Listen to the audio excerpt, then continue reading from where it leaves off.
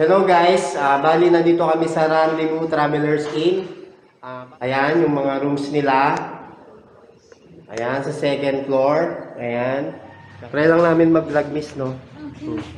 Ito yung kanilang front desk, Rendezvous Travelers Inn, Cogon Road, San Jose, Tacloban City. Ito yung reception area nila.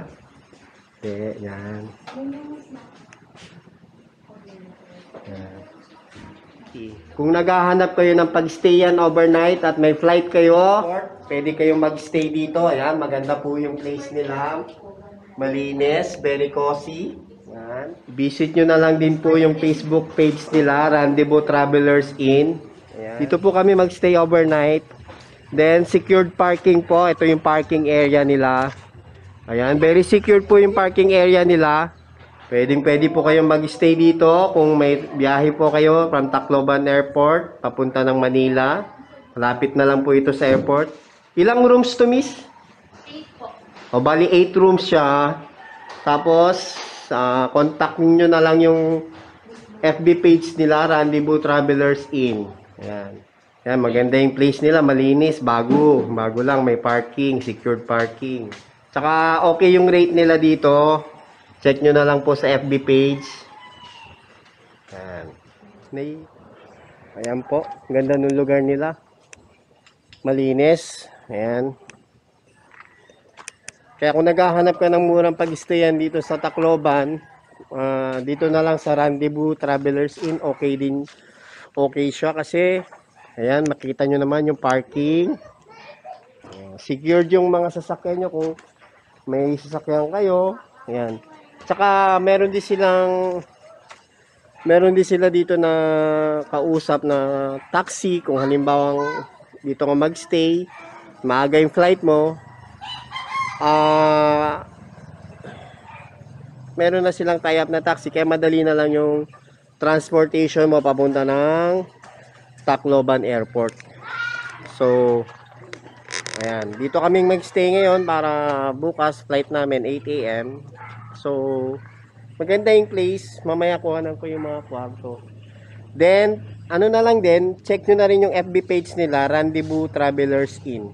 Para dun sa room rate. Tapos, yun, mabilis sila mag-reply pag nag-message ka sa FB page nila. Mabilis sila mag-reply. Kaya, nagustuhan ko rin siya kasi talagang active yung FB page nila. Pasadahan lang ulit natin. Ito, meron silang bar dito. Yan. Kung may mga kasama ka, pwede ka dito mag-dining. Yan, dito ang dining nila. Then, ito yung main entrance dito.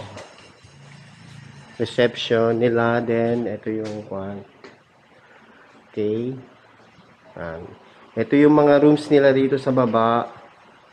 Yan. Occupied na lahat to ngayon eh. Ayan. May mga nakakan na rin. Then may second floor. Ito yung second floor nila. Ito yung hallway ng mga rooms dito sa second floor. Ayan. Ito yung room namin. Check natin yung room.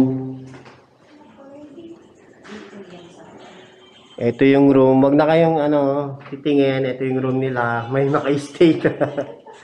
Medyo magulo. Pero kanina malinis na malinis. Oh, say hi. Hello. Oh, Sian, say hi. Sian. Oh, Rendezvous Travelers Inn. Oh, ayan. Okay. Punta mo na ako sa baba. Pwede mag-interview. Yung gano'n lang katagal. Kailan siya nag-start. Yun lang naman. Nag-start po ito nung Sige lang. 1 year. 2020 po. 2020. December po. Okay. Tapos, sige, promote mo na lang yung FB page nyo.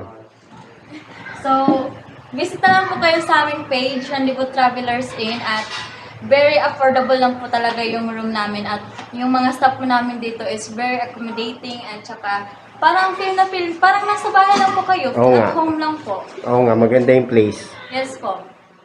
Facebook ko lang din nakita yung place nila. Kita ko maganda kaya kinontak ko kaagad. Tapos mabilis yung response nila sa kanilang FB page kaya nagustuhan ko. Tapos yun, kung transportation to airport, meron ng kausap na taxi. Ayun, magbabayad na lang po kayo ng amount na kailangan yung bayaran dun sa taxi at automatic atid na kayo sa airport. Hindi na kayo mahirapan ng transpo pag dito. Halimbawa, dito kayo nag-check-in, hindi nyo na mahirapan maghanap ng transpo papuntang airport. So, kailangan nyo na lang gumising dun sa oras. Dapat yung pagpunta ng airport. Ayan. Hanggang dito muna guys. Sige, thank you.